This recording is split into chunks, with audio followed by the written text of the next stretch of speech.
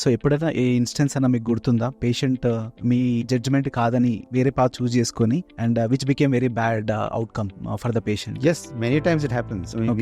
We say this should happen. ఇప్పుడు మన దగ్గర చెప్పాను కదా యాక్సెసిబిలిటీ ఎక్కువ ఉందని. ఓకే. సో పక్క ఇంకెవరి దగ్గరికి వెళ్తారు, వదిలేసి మళ్ళీ ఒక 2-3 months తర్వాత చేయించుకొని రిటర్న్ వస్తారు. అక్కడికి వెళ్ళామండి, ఇక్కడ చేయించుకున్నాము, ఇట్లా అయింది, లేకుంటే చెయ్యలేదు, ఇలా ఉంది అని. అప్పుడు దాన్ని రెక్టిఫై చేయడం చాలా కష్టం. Because we think the first shot is the best shot. నాకు పర్సనల్గా ఎక్స్పీరియన్స్ అయింది. నేను యూఎస్లో ఉన్నప్పుడు డాక్టర్ అపాయింట్మెంట్ తీసుకోవాలంటే we had to wait for at least weeks. And the availability here is immediate. The accessibility you get in Indian healthcare system is the best in the world. ఈ height increasing surgeries అని, బోన్ని increase చేయొచ్చు అని చెప్పేసి అంటే standard practices ఉన్నాయా ఇవి చేయడానికి, are some doctors taking these things into their own hands and doing it? No, doctors are not taking it into their hands and doing it. I've had patients who came to me and asked to increase the height, and that is nothing wrong. One thing I'm noticing very clearly when I come back to India is the value of a doctor is going down gradually. This is very a bold statement I'm giving you, but it is. Who are wanting to do medicine also, the doctors themselves are discouraging them. Insurance importance ఇప్పుడిప్పుడే తెలుస్తుంది పబ్లిక్కి, right? Coverage ఎంత ఉండాలి, 5 lakhs ఉండాలా, 10 lakhs ఉండాలా, or maybe 20 lakhs ఉండాలా? అంటే in my own personal experience చెప్తాను. నేను రాగానే first thing I did is I took my health insurance, looking at the system how things work. తీసుకున్నాను, ఎందుకంటే మీరు యంగ్ ఉన్నప్పుడు తీసుకుంటే మీ ప్రీమియమ్స్ తక్కువ ఉంటాయి ఒకటి. Okay, that is one good advice. అది కార్కి ఇచ్చే ఇంపార్టెన్స్ మీ సొంత శరీరానికి లేదు అనిపిస్తుంది. కరెక్టే. రోజు పేషెంట్లు ఎంఆర్ఐ స్కాన్ చేతిలో పట్టుకొని వస్తారు. First thing MRI scan table మీద పెట్టి ఏం చేయాలో చెప్పండి డాక్టర్ గారు అంటారు. కానీ నా ప్రాబ్లం ఇది ఉంది, నన్ను చూడండి అని అన్నారు. సో ఇక్కడ ఆర్థోపెడిక్స్లో ఏఐ ఎలా ఇంపాక్ట్ చేయబోతుంది? ఏఐ డెఫినెట్గా ఇంపాక్ట్ ఉంటుంది, కానీ ఎంతవరకు ఉంటుందో తెలియదు. బికాజ్ మాది it's a skill based thing, it is not a diagnostic based speciality. అది క్యూరియస్ కేస్ ఆఫ్ ఉసైన్ బోల్ట్. తను రన్ చేసినప్పుడు Olympics he was able to make lot of difference. యాక్చువల్గా 100 meters రేస్లో అంత డిఫరెన్స్ ఉండదు ఫస్ట్ పర్సన్కి, సెకండ్ పర్సన్ ఆర్ థర్డ్ పర్సన్కి. So he was like almost like 4 or 5 meters ahead. A parameter fast వెళ్ళడానికి తోడ్పడింది అంటారు? Everybody's muscle structure is different depending on where you come from. The African population is supposed to have a different type of muscle. The other people have different type of muscle. Hurdle I'm facing when I'm back in India is patient మంచిగా అయ్యాక మళ్ళీ return రారు. So return రానప్పుడు మీరు ఎలా ఉన్నారో నాకు ఎలా తెలుస్తుంది? ఫీడ్బ్యాక్ మెకానిజం లేదు. అండ్ కొన్నిసార్లు ఫోన్ చేసి మీరు ఎలా ఉన్నారండి అని అడిగితే వాళ్ళకి అనుమానం వస్తుందంట. ఎందుకు అడుగుతున్నారు, వాళ్ళు చేసిన ప్రొసీజర్ కరెక్ట్ లేదా అని అనుమానం వస్తుంది. సో ఆ అనుమానం డాక్టర్ మీద చాలా ఎక్కువ ఉంది. Thank you doctor, thank you for coming to the podcast. Thank you very much, it's a pleasure to be here. So మీకు 28 years ఆఫ్ ఎక్స్పీరియన్స్ ఉంది. ఆర్థోపెడిక్లో సూపర్ స్పెషలైజేషన్ చేశారు. 14 years మీరు యూకేలో ఉన్నారు. తర్వాత రీసెర్చ్ మీద వర్క్ చేశారు. And now you're president of shoulder and elbow society of India. అంటే ఒకసారి వెనక్కి తిరిగి చూసుకుంటే మీ కెరియర్లో మీకు ఏమనిపిస్తుంది? అంటే what is motivating you to do all these things? I think the biggest motivation for any doctor is to get అంటే మంచి పేషెంట్స్కి మంచి అవుట్కమ్ రావాలని చూస్తుంటాం. సో దానికి ఈ ట్రైనింగ్, ఈ యొక్క exposure to various fields around the world చేసి ద బెస్ట్ అవైలబుల్ ట్రీట్మెంట్ మన పేషెంట్కి ఇవ్వాలి అనే ఒక డ్రైవ్తోని చేస్తుంటాం అనమాట ఇది. Okay. So it's more of a passion than just a work. Especially sometimes you may have to deliver bad news, right? అది ఎక్స్పీరియన్స్తోనే వస్తుంది అని అంటారు, రైట్? ఎందుకంటే అది మీరు చెప్పినట్టు కరికులంలో టీచ్ చేయకపోవచ్చు. సో ఏదన్నా అంటే మీరు పర్సనల్గా ఈ సిచ్యువేషన్ ఫేస్ చేసినప్పుడు మీరు ఎలా కమ్యూనికేట్ చేస్తారు బ్యాడ్ న్యూస్ని? అయితే దీంట్లో కూడా మాకు ట్రైనింగ్ ఉండింది యాక్చువల్లీ. అక్కడ they used to say how do you break bad news అనే ఒక కోర్స్ ఉండింది. Okay. So you teach you how to do it. అది చాలా కష్టం అయింది because that is one reason why I didn't go into oncology and these things. Okay. Because it's very, very difficult, and you have to be emotionally a bit more stronger, and you have to be very professional in the way you look at it. Ante personal ga chuskokunda, you should put in that effort to show them that you care for them, but you should also give them the facts about what has happened. And there are certain things in human body you don't have control on. There are certain things medical field cannot cure. Right. ఆ emphasis ఇవ్వాలి. we should always show that we have put in that effort to make it good, but this is what has happened, and this is what we need to face, and this is what we need to do to come over this problem. అనేది So, చెప్పాలి. ఇంకొక related question ఏంటంటే కొన్ని ethical dilemmas ఉంటాయి అవును. ప్రొఫెషన్లో, right? Especially professional judgement, మీది professional judgement ఉంటుంది, అండ్ పేషెంట్కి కూడా వాళ్ళ బాడీ కాబట్టి వాళ్ళ అటానమీ ఉంటుంది వాళ్ళ బాడీ మీద, డెఫినెట్గా రైట్? సో పేషెంట్ చూస్ చేసుకోవాల్సిన కోర్స్ డిఫర్ అయినప్పుడు మీ ప్రొఫెషనల్ జడ్జ్మెంట్కి మీరు ఆ టైంలో ఏం చేస్తారు? సో ఇది మాకు రోజు నాకున్న కాన్ఫ్లిక్ట్ ఇదే. ఎందుకంటే కొన్ని కేసులలో ఇప్పుడు ఫర్ ఎగ్జాంపుల్ కొన్ని ఫ్రాక్చర్స్ అనుకోండి, ఈ ఫ్రాక్చర్లో తప్పకుండా ఆపరేషన్ చేస్తే మంచిది అని కొన్ని ఫ్రాక్చర్స్ ఉంటాయి. సో దానికి మేము చెప్తాం క్లియర్గా, ఇది ఇలా ఉంది, దీనివల్ల దీనికి తప్పకుండా ఆపరేషన్ చేస్తే మంచిది అని. కొన్నిట్లో ఈవెన్ సైంటిఫికలీ గ్రే ఏరియాస్ ఉంటాయి, ఇది చేస్తే చేయొచ్చు, చేయకున్నా కానీ బాగానే ఉంటుంది అనేది. రిస్కీ థింగ్స్ అంటే కాదు, రిస్క్ కాదు, అంటే ఈ ఫ్రాక్చర్కి ఆపరేషన్ అవసరం ఉంది, అవసరం లేదు అనే జడ్జిమెంట్ ఉంటుంది కదా. ఓకే. ఆ జడ్జిమెంట్లో కూడా కొన్ని గ్రే ఏరియాస్ ఉంటాయి. ఆ సింపుల్గా కనిపించచ్చు ఫ్రాక్చర్, కానీ దాంట్లో కూడా చాలా సైంటిఫిక్ లిటరేచర్ ఉంది, దాన్ని అంతా మనం చదువుకొని ఆ ఎవిడెన్స్ ప్రకారము we counsel the patient. So patient circumstances will be different, so he might choose something different. ఇక్కడ మన దగ్గర main forces which will change decision is not the evidence, not the doctor, but the next door neighbour or your relative. That is the interesting thing in our situation. Okay. And వాళ్ళందరూ మాట్లాడుకొని వచ్చి ఇది చేద్దామని చెప్తారు. That may not necessarily be the patient's best thing. So we try to explain అనమాట, చెప్తాం ఇది చేస్తే బాగుంటుంది మీకు, దానికి యొక్క కారణాలన్నీ ఇదే, ఎందుకు మంచిది అనేది కారణాలు ఇస్తాం. ఎందుకంటే surgery is always about risk and benefit ratio. So you're taking so much risk, how much benefit you're getting out of it. If the benefit is more than the risk you take, that is the good thing to do, that is what you should do. So కొందరికి తొందరగా వర్క్కి వెళ్ళిపోవాలి, అలాంటి situation ఉన్నప్పుడు you have to change your decision making కొంచెం. Okay. So report చూసి decision ఇచ్చేది చాలా కష్టం. So you have to talk to the patient, వాళ్ళ సర్కమ్స్టాన్సెస్ మాట్లాడాలి, ఇవన్నీ కౌంట్ తీసుకొని మేము డెసిషన్కి రావాలి. ఓకే. ఎప్పుడైనా పేషెంట్ మీకు అంటే చాలాసార్లు జరిగి ఉండొచ్చు నా ఒపీనియన్లో, సో ఎప్పుడైనా ఏ ఇన్స్టెన్స్ అన్న మీకు గుర్తుందా, పేషెంట్ మీ జడ్జిమెంట్ కాదని వేరే పాత్ చూస్ చేసుకొని and which became very bad outcome for the patient? Yes, many times it happens.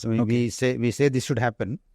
ఇప్పుడు మన దగ్గర చెప్పాను కదా యాక్సెసిబిలిటీ ఎక్కువ ఉందని. ఓకే. సో పక్క ఇంకెవరి దగ్గరికి వెళ్తారు, we don't know what their knowledge is, but they would said అవసరం లేదండి దీనికి అని. లేకుంటే they are not updated, they will say that ఇది అవసరమే లేదు, ఇది కొత్తగా మాట్లాడుతున్నారు, ఇది మీకు అవసరం లేదని చెప్తారు. సో అది వదిలేస్తారు, వదిలేసి మళ్ళీ ఒక 2-3 months తర్వాత చేయించుకొని రిటర్న్ వస్తారు. అక్కడికి వెళ్ళామండి, ఇక్కడ చేయించుకున్నాము, ఇట్లా అయింది, లేకుంటే చెయ్యలేదు, ఇలా ఉంది అని. అప్పుడు దాన్ని రెక్టిఫై చేయడం చాలా కష్టం. Okay. Because we think the first shot is the best shot, especially in fracture management. First time సరిగ్గా చేస్తే తర్వాత ప్రాబ్లం ఉండదు. అది తప్పు పోయిందంటే దాన్ని రెక్టిఫై చేయడానికి చాలా కష్టం. So surgery is not about the surgery itself, it is about decision making. అవును. అండ్ ఎస్పెషల్లీ మన సొసైటీలో where different segments of the people ఉన్నారు, మీరు అన్నట్టు యాక్సెసిబిలిటీ ఎక్కువ ఉంది. సో కంపల్సరీగా పేషెంట్స్ అంతా చాలా ఒపీనియన్స్ తీసుకుంటారు, not even second opinion but third or fourth also, right? ఇవన్నీ challenges which are very unique to our health care system. అవును, అంతే కదా? కరెక్ట్. ఓకే. స్పోర్ట్స్ ఇంజురీస్ కూడా మీరు టేకప్ చేస్తారు కదా, ఏదైనా మంచి సక్సెస్ స్టోరీ ఉంటే చెప్పండి, మాతో షేర్ చేసుకోండి. షూర్. అది ఇప్పుడు మీరు చాలా ఇప్పుడు ఈ మధ్య వింటుంటారు sports surgeon, sports injury specialist, అది ఇది అని. ఇంట్రెస్టింగ్ థింగ్ ఏంటంటే there is no degree for sports surgery anywhere, not even in UK. In UK they are there, but they are done by physicians, not by surgeons. Okay. Sports specialists in UK are physicians. They are not surgeons. మన దగ్గర ఎలా పడిపోయిందంటే ఒక procedure ఉంటుంది, arthroscopy అని, key hole surgery అని. Okay. అది telescope లాగా మనము జాయింట్లోకి చిన్న కట్ చేసి కెమెరా వేసి లోపల చూసుకుంటూ సర్జరీ చేస్తాం. లైక్ వీడు లాప్రోస్కోపీ, వీడు ఆర్థ్రోస్కోపీ. ఓకే. ఆర్థ్రో అంటే జాయింట్, స్కోపీ అంటే లోపల చూడడం కెమెరా. సో ఆ స్కోపీ సర్జరీ చేసిన వాళ్ళందరూ స్పోర్ట్స్ సర్జన్ అనుకుంటారు. Okay. But it is just a technique. అంటే it's just a way of doing things for that patient అన్నట్టు, అంతే. సో స్పోర్ట్స్ సర్జరీ అని ఎందుకు అంటున్నారు? స్పోర్ట్స్లో అయ్యేది ఏంటి? లిగమెంట్ ఇంజరీస్, డిస్లొకేషన్స్ ఇటువంటివి అవుతుంటాయి. సో ఈ లిగమెంట్ ఇంజరీస్ ఇవన్నీ కూడా ఆర్థ్రోస్కోపిక్ ద్వారా ట్రీట్మెంట్ చేయొచ్చు. ఓకే. అందుకే ఆర్థ్రోస్కోపీ చేసిన వాళ్ళందరూ స్పోర్ట్స్ సర్జరీ అని రాసుకుంటారు. ఓకే. అయితే స్పోర్ట్స్ ఇంజరీ అన్నిటికీ సర్జరీస్ అవసరం పడదు. So what I'm trying to get concept wise ఏం చెప్తున్నానంటే, నేను షోల్డర్ సర్జన్ అనుకోండి, షోల్డర్ మొత్తం నాకు కొంచెం ఐడియా ఉంది, ఎలా పనిచేస్తుంది, ఏది ఎలా కదిలితే ఏమవుతుంది ఇదన్నీ. సో ఏదన్నా స్పోర్ట్ ఇంజరీ అయ్యి దానికి ఏమన్నా అవుతే దానికి ఏం చేయాలి అనేది నేను డిసైడ్ చేసుకొని కరెక్ట్ ట్రీట్మెంట్ ఇవ్వాలి పేషెంట్కి. ప్రతిసారి సర్జరీ చేసే అవసరం పడదు. సో మీరు అన్నారు కదా, one of my favourite patient is Aruna Reddy అని. She is one of the brightest gymnast we had in the country. Okay. She is the first Indian woman who won a gold medal in world gymnastics. Sorry, Okay. a medal in world gymnastics. She won the bronze medal in Australia. Then she won 2 gold medals in Cairo. Okay. So ఈ అమ్మాయికి she went to other doctors and they have seen, assessed, and they said she requires a surgery for an injury in the shoulder. So నేను assessment చేసి I found that ఒక certain moment జాయింట్లో కొంచెం తక్కువ ఉంది, దానివల్ల ఈ ప్రాబ్లం అవుతుంది అని ఐడెంటిఫై చేసి దానికి తగ్గ ఫిజియోథెరపీ చేయించాను. సర్జరీ చేయకుండానే okay. We made her better because she was struggling to do the uneven bars and parallel bars gymnastic రొటీన్లో. Okay. Because the shoulder was not moving very well. And yes, MRI had injury, shown some injury in that shoulder. But I felt ఈ mechanics improve కాకుంటే మీరు ఏ surgery చేసినా improve కాదు అని నా ఉద్దేశం ఉండింది. So we put her through my regime of physiotherapy and she got better. Okay. Next she went to the world championships in Australia and she won the medal and came back. Okay. And that was a success story. So ఒక అప్పుడే surgery చేసింటే, example చెప్తున్నా, ఇంకో పాత surgery చేసింటే outcome ఎలా ఉండేది తెలీదు. You cannot see what would happen if that would have been done అనేది తెలియదు. ఎందుకంటే వీళ్ళల్లో మీకు మనకులాగా ఈ 90% మూమెంట్తో పని లేదు. ఆ లాస్ట్ 10% మూమెంట్తో పని ఉంది. అంటే last part of the joint movement ఉంటుంది చూసారా, వాళ్ళల్లో ఆ ప్రెసిషన్కి రావాలి అంటే ఆ మూమెంట్ తప్పకుండా అవసరం. అది గనక నా సర్జరీతో తగ్గిపోయింది అనుకోండి, the performance will go down. అంతే కదా. So the more I'm into orthopaedics, the more I'm into the shoulder surgery and all these things, I'm starting to realise that body మెకానిక్స్ని కనుక్కోవడం చాలా ముఖ్యం. బాడీ మెకానిక్స్ అంటే ఏంటి? ఇప్పుడు shoulder జాయింట్లో కొంచెం ప్రాబ్లం ఉన్నా ఎల్బో పెయిన్ రావచ్చు, రిస్ట్ పెయిన్ రావచ్చు, ఎందుకంటే ఇదంతా ఒక చైన్. ఓకే. బ్యాక్లో ప్రాబ్లం ఉంటే ఒక్కొక్కసారి నీలో ఇష్యూ రావచ్చు, ఫుట్లో ఇష్యూ రావచ్చు, ఫుట్లో ఇష్యూ ఉంటే కొంచెం పైన ప్రాబ్లమ్స్ రావచ్చు. సో వీటిని ఎలా డయాగ్నోస్ చేస్తాం మరి? సో అది క్లినికల్ ఎగ్జామినేషన్తోనే చేయాలి. ఓకే. ఓకే. సో రాను మన సిస్టంలో there is lot of emphasis on MRI scan చేయించానండి. చూడండి, ఇప్పుడు చాలా నా కన్సల్టేషన్స్ రోజు ఉంటాయి కదా, రోజు పేషెంట్లు MRI స్కాన్ చేతిలో పట్టుకొని వస్తారు. First thing MRI scan table మీద పెట్టి ఏం చేయాలో చెప్పండి డాక్టర్ గారు అంటారు. కానీ నాకు ప్రాబ్లం ఇది ఉంది, నన్ను చూడండి అని అన్నారు. సో పేషెంట్ని పట్టుకొని ఎగ్జామిన్ చేయడం మోస్ట్ ఇంపార్టెంట్ స్కిల్. ఓకే.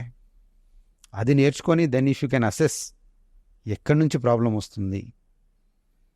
ఇప్పుడు షోల్డర్లో అనుకోండి, జబ్బ సరిగ్గా పొజిషన్లో ఉండకుండా షోల్డర్ పెయిన్ రావచ్చు.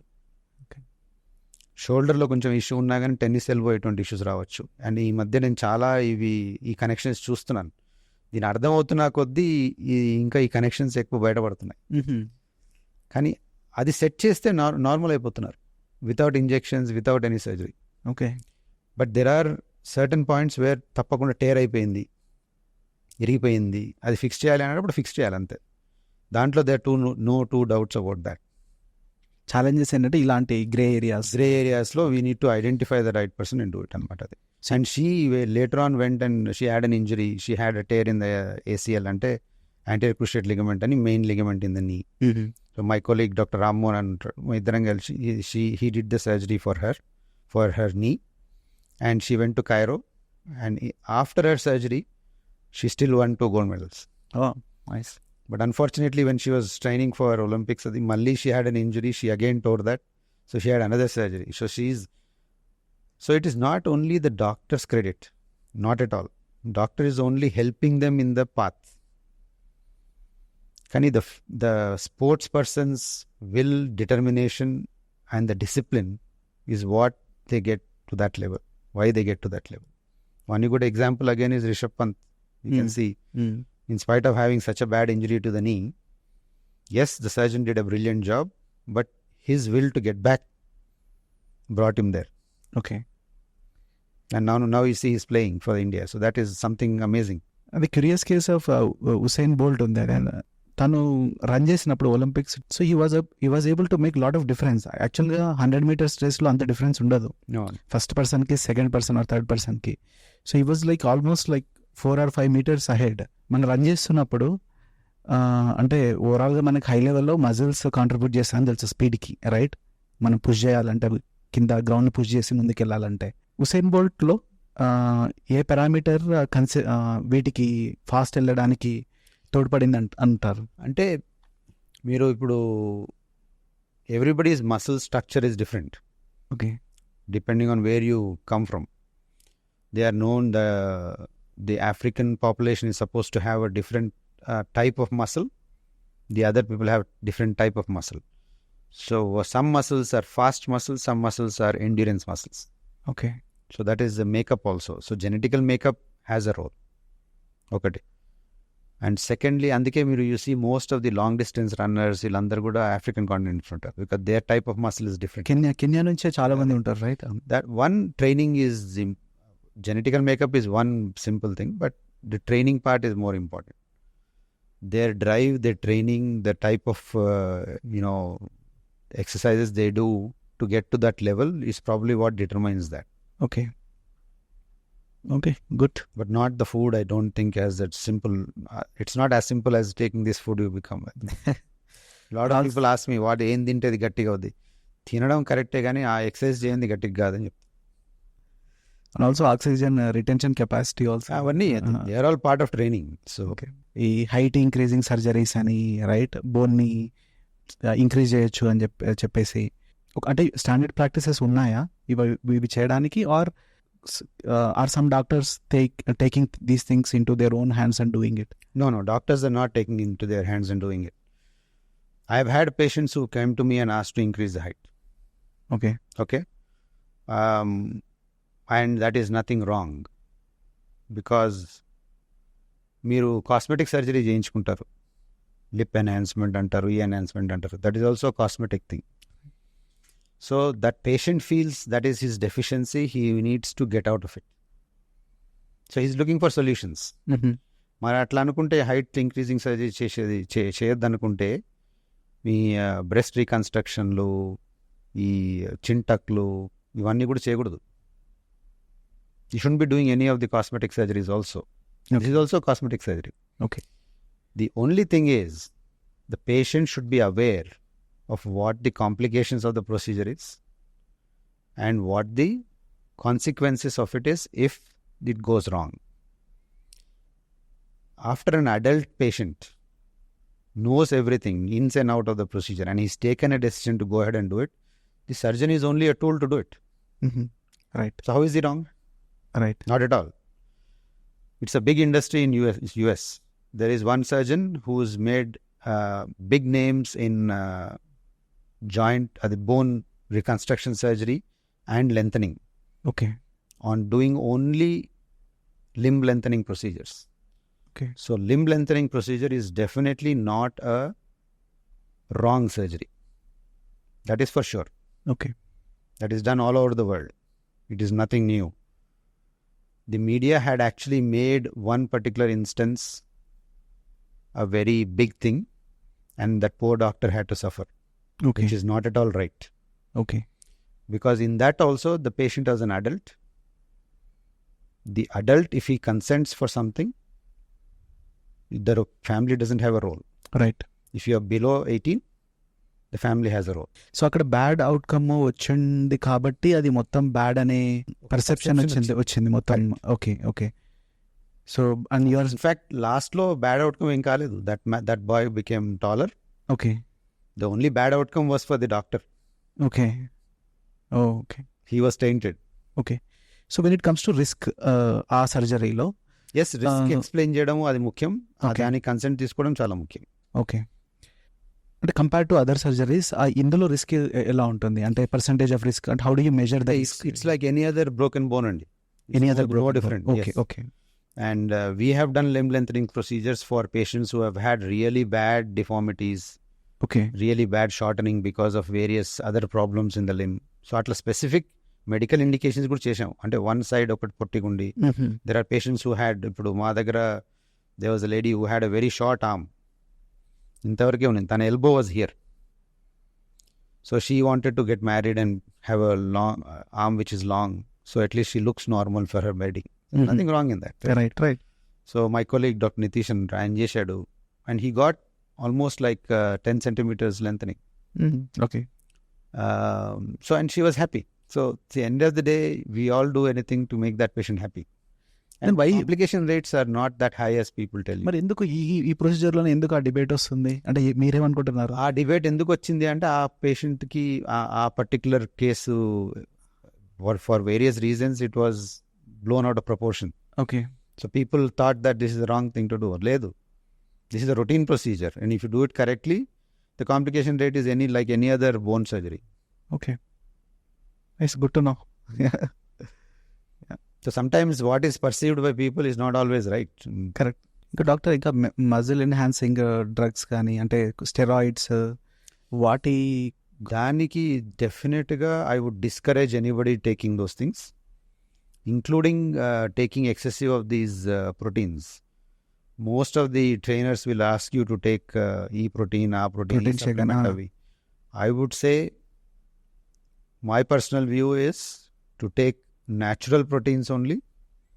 Don't take any powders and things like that, because recently they have a lot of studies showing that the commercially available protein powders and shakes have a lot of salt in it, and sugar content is high, and they're causing renal problems, kidney problems. Okay అదొకటే కాకుండా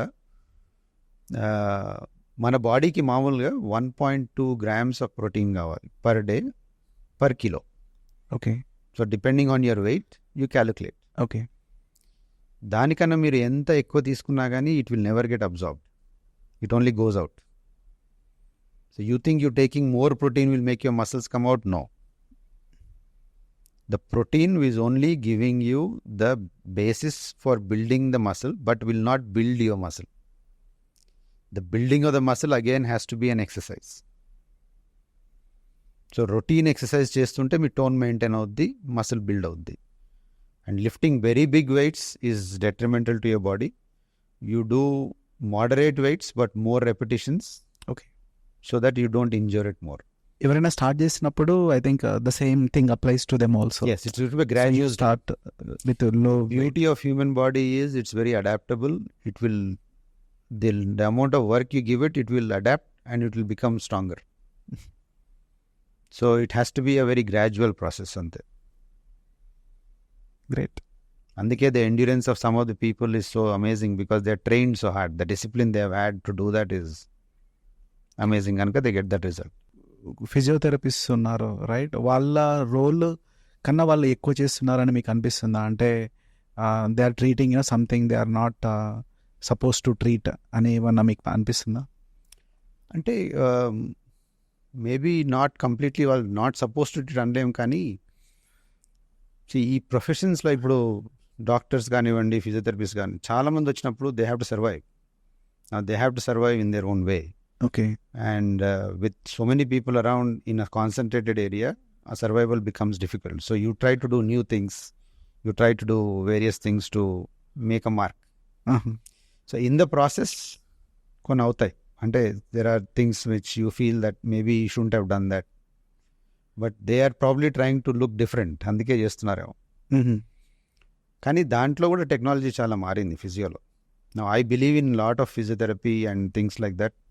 నేను చెప్పాను ఆర్థోపెడిక్స్లో body mechanics అని. ఆ body mechanics improvement అనేది physio వాళ్ళు చేయగలుగుతారు, కానీ ఆ అండర్స్టాండింగ్ ఉండాలి. మోస్ట్ ఆఫ్ ది ఫోకస్ ఫిజియోలో ఏంటంటే అల్ట్రాసౌండ్ మెషిన్ పెట్టడము, ఈ మెషిన్లు పెట్టి కొంచెం పండబెట్టి పంపించేయడము, కొన్ని స్టాండర్డ్ పురాతనమైన ఎక్సర్సైజ్లు చేయించి పంపడం, అట్లా కాదు. అండర్స్టాండింగ్ ద బాడీ మెకానిక్స్, కొన్ని ట్రైనింగ్ తీసుకొని దాన్ని అండర్స్టాండ్ చేసుకోవడం, చాలా టెక్నిక్స్ వచ్చాయి ఫిజియోలో కూడా కొత్త కొత్త. వీటన్నిటికీ రోల్ ఉంది, కానీ ఆ స్పెసిఫిక్ ప్రాబ్లంకి మీరు ఇది చేయాలి అని అవగాహన రావాలి. ఓకే. సో అనవసరంగా అందరికీ ఫిజియోథెరపీ అల్ట్రాసౌండ్ పెట్టడం అవసరం ఉండదు. సో ఎక్సర్సైజ్ నేర్పించడము, ఈ మెకానిక్స్ని కరెక్ట్ చేయించడము, దాని మీద ఎంఫసైజ్ చేయడం బాగుంటుంది. అండ్ ఇంకోటి ఏంటంటే ఫిజియోలో కూడా చాలా మందికి ఇప్పుడు చాలా స్పెషాలిటీస్ వచ్చాయి. కార్డియాక్ ఫిజియో ఉన్నారు, రెస్పిరేటరీ ఫిజియో ఉన్నారు. So you need to know what specialisation that physiotherapist is. So the orthopaedic musculoskeletal physiotherapist is different to a neurological physiotherapist. Right. So వాళ్ళు చేసే డిగ్రీలు ట్రైనింగ్ ఏందో కనుక్కోవడం మేలు. సో పేషెంట్స్ చేసే తప్పు ఏంటంటే ముందే వాళ్ళ దగ్గరికి వెళ్ళడం, right, rather than going to orthopaedic first and then taking. భయం ఆర్థోపెడిక్స్ వెళ్తే ఎక్కడ ఆపరేషన్ చేసేస్తాడేమో, ఫిజియో దగ్గరికి వెళ్తే కొంచెం దీంతోనే తగ్గించేస్తాడేమో అని ఒక ఆలోచన ఉంటుంది. పేషెంట్ తరఫు నుంచి ఆలోచిస్తే మీరు అలా ఆలోచిస్తారు వాళ్ళు. కానీ ఆర్థోపెడిక్స్ అందరూ ఆపరేషన్ చేస్తారనేది అనుకోవడం కూడా తప్పు. అట్లీస్ట్ అసెస్మెంట్ చేసుకొని దానికి కరెక్ట్ థెరపీ చేయించుకుంటే బాగుంటుందని చెప్తున్నాను. ఇప్పుడు రోల్ ఆఫ్ టెక్నాలజీ గురించి మాట్లాడుకుందాం, రైట్. సో ఇప్పుడు ఏఐ వచ్చింది అన్నిట్లలో, రైట్. ఎస్పెషల్లీ డయాగ్నోస్టిక్స్ నుంచి స్టార్ట్ చేస్తే సర్జరీ ప్రొసీజర్ డిటర్మైన్ చేయడము, తర్వాత సో ఇక్కడ ఆర్థోపెడిక్స్లో ఏఐ ఎలా ఇంపాక్ట్ చేయబోతుంది? ఏఐ డెఫినెట్గా ఇంపాక్ట్ ఉంటుంది, కానీ ఎంతవరకు ఉంటుందో తెలియదు. బికాజ్ మాది it's a skill based thing, it is not a diagnostic based speciality. నేను currently I'm the editor in chief for one of the journals. It's French journal అనమాట, ఇండియన్ ఎడిషన్కి నేను ఎడిటర్ ఇన్ చీఫ్. దాంట్లో we have an article on AI in orthopaedics. Okay.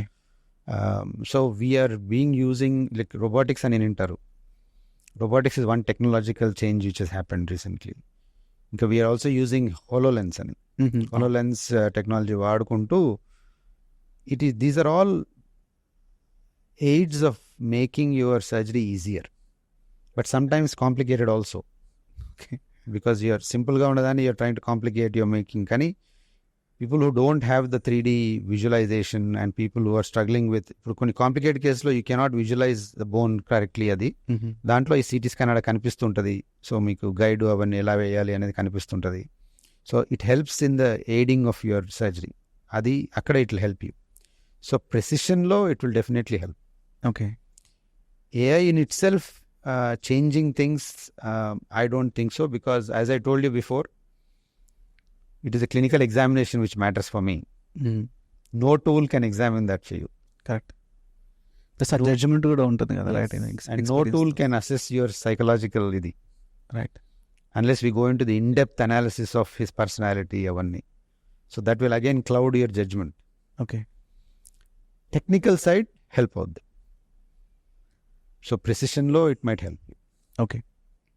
Stem cell therapy అని పాపులర్గా వింటున్నాం బయట, right, regenerative medicine అని చెప్పేసి. ఈ జాయింట్స్కి ఇవి ఎంతవరకు మనకి యూజ్ అవుతుంది? అంటే ఇది ఓవర్ హైప్డా లేకపోతే అండర్ యూటిలైజ్డా? అంటే over hype to under utilise అనలేము, కానీ these things have a role. Okay. It is not completely a wrong thing, అది మాత్రం there is no doubt about that. But can they have a limited role? Okay. The way it is being done is over usage. Because it is done easily, it's not very expensive to do it, and anybody can do it, and a perception వచ్చేసింది. because injection ఇవ్వడమే కదా ఎవరన్నా ఇస్తున్నారు. చాలా మటుకు మీ pain clinics చూడండి, ఇవన్నీ కూడా చూడండి, దేర్ ఆర్ అనెస్థెటిస్. సో మీరు టెక్నికల్గా ఆలోచిస్తే ఇప్పుడు ఈ జాయింట్ ఎలా పనిచేస్తుంది అనేది ఆర్థోపెడిక్ సర్జన్కి ఎక్కువ తెలుస్తుందా, అనస్థెటిస్ట్కి ఎక్కువ తెలుస్తుందా? సో మా ట్రైనింగ్ అంతా కూడా ఆ జాయింట్ని అసెస్ చేయడము, దాని యొక్క మెకానిక్స్ని అర్థం చేసుకోవడము, దాంట్లో ఉన్న ప్రాబ్లమ్ని మనము సెట్ చేయడం. కానీ నేను అన్నిటికీ పిఆర్పి ఇచ్చేసి మంచి చేసేస్తాను అని అడ్వర్టైజ్ చేసుకుంటూ జనాలను అలా చెప్పడం తప్పు. ఎందుకు? ఫర్ ఎగ్జాంపుల్, చాలామంది ఈ మధ్య నీలో అల్ట్రాసౌండ్ చేస్తున్నారు. మా ఆర్థోపెడిక్ ట్రైనింగ్లో అల్ట్రాసౌండ్ నీళ్ళకి ఎప్పుడు చేయలేదు, ఓకే, అవసరం పడలేదు. బికాజ్ నీ లోపల చూడడానికి అల్ట్రాసౌండ్ అంత బాగా పనిచేయదు. మీరు ఎంఆర్ఐ అయినా చేస్తారు, ఎక్స్రే అయినా చేస్తారు. కానీ వీళ్ళు వేరే విధంగా దాన్ని వాడి ఆ టూల్ ఈజీలీ అవైలబుల్ కదా, సో పెట్టేసి ఒక అల్ట్రాసౌండ్ చేసేసి ఇది మీకు చేయాలండి అని చెప్పిస్తారు. సో పేషెంట్ని కన్విన్స్ చేసేసి టూల్ అయింది అది, అంతే. ఓకే. ఇంకోటి షోల్డర్లో ఏంటంటే అల్ట్రాసౌండ్ చేస్తే మంచి టూల్ అది. Ultrasound is very good tool for a shoulder, okay, to assess. కానీ దాంట్లో if the reporting is wrong, they go down the wrong route because it's operator dependent. Okay. And you don't know how to assess the ball moving in the socket and how the ball is hitting the top, how the muscle is getting pinched. That I can do. So, చెప్పేదాని అర్థం ఏంటంటే, which treatment is required for what condition should be decided by the orthopedic surgeon. మనకి ఇదొక ఆయుధం ఉంది, ఇదే ఆయుధంతోనే అన్నిటినీ మనం మంచి చేస్తా అనేదాన్ని తప్పు. Now, we also do PRP injections. Even orthopedic surgeons also do. But on select patients who might benefit from it. Okay. So which select patient అనేది మేము డిసైడ్ చేయాలి. కానీ మోకాల్ ఆపరేషనే అవసరం లేదు మీకు, ఇది చేస్తే వచ్చేస్తుంది అంటున్నారు కదా, there is no regenerative treatment which has actually grown cartilage. Okay. This cartilage అనేది it's a lining of the joint. మీ బోన్కి ఎండ్కి లైనింగ్ ఉంటుంది చూసారా, అది అరిగినందుకు మీకు ఒక రకమైన ఆర్థరైటిస్ వస్తుంది. అన్ని ఆర్థరైటిస్ ఒకటి కాదు, మళ్ళీ అది ఏ ఆర్థరైటిస్, దేనికి ఏది కావాలి అనేది మేము చెప్పాలి, లేకుంటే రుమటాలజిస్ట్ చెప్పాలి. కానీ anaesthetist has no role in it. I was the anesthetist before I became an orthopedic surgeon. I trained for 2 years as an anesthetist before orthopedic surgery. Okay. So I know what anesthesia role is. Apatla, this was in 1994 only. I was thinking of becoming a pain specialist. Apatla. But we were not like this. We were only doing things for people who have had failed surgeries where their nerve blocks cheyali, ఇటువంటి వాటికి. యూకేలో కూడా pain స్పెషలిస్ట్ని ఇదే పని చేసేవాళ్ళు. కానీ అందరికీ ఇట్లా పిఆర్పీలు కూర్చోవడం ఒకటి మన దేశంలో ఉంది. ఓకే. ఇప్పుడు రేడియాలజిస్ట్ కూడా if he has the technique of doing an injection in to the joint, he is also giving injections now. That I feel is wrong. Okay. So ఇప్పుడు మీరు అన్నారు స్టెమ్ సెల్తో ఆర్థరైటిస్ ఏమైనా తగ్గియచ్చా అనేది. ఈ కార్టిలేజ్ లాస్ అనేది ఒక పెద్ద ఇష్యూ. కార్టిలేజ్ని మనం ల్యాబ్లో గ్రో చేయొచ్చు, దాన్ని నీలోకి ఇంజెక్ట్ చేయొచ్చు, కానీ ఆ బోన్కి ఎలా అతుక్కుంటుందో మన కంట్రోల్ లేదు.